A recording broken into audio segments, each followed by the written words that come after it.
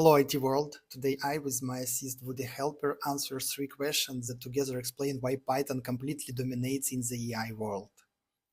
I've prepared a small presentation and we start with question 1, how did Python get here? Let's look at the history. We don't need to go all the way back to the 1950s. We can skip past Alan Turing, the mathematician, John McCarthy, the organizer, Marvin Minsky, the engineer, and the duo of Simon and Newell, the programmers. By the way, if you like chess, read my article in LinkedIn. I left the link in the description. Instead, let's jump ahead to the early 2000s. Back then, AI wasn't a commercial craze. It lives quietly at universities. It was used by researchers, PhD students, and the lab scientists. They needed a programming language that was simple to use. Python was the perfect fit. It was short, easy to read, and fast to write. So they built their tool in it. NumPy for working with numbers, Matplotlib for visualizing results, Jupyter Notebook, where you run one block of code, see the results, and move on, scikit-learn for machine learning, Theano, the first deep learning library. Then Google and Facebook hired those researchers. The researchers brought Python. In 2015, Google released TensorFlow. In 2016, Facebook released PyTorch, both in Python because that's where the people already were. Python won here because the pioneers used it. They built the tools, and once that cycle started, nothing could stop it.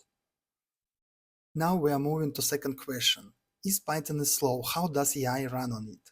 You might remember my video showing Java beating Python by 9 times, C++ is even faster.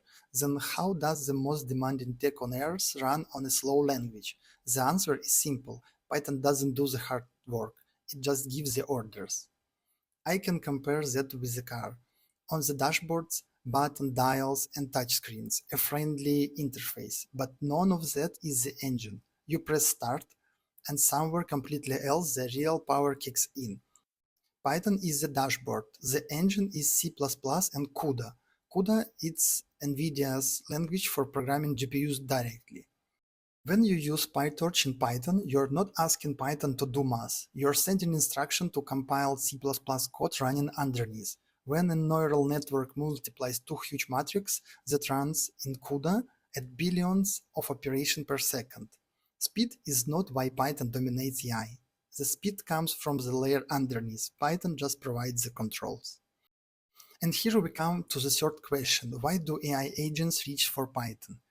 To run one line of Java, you create a file, compile it, then run it. 3 steps. C# is the same. TypeScript can't even run directly. It has to be translated into JavaScript first. C needs a compiler.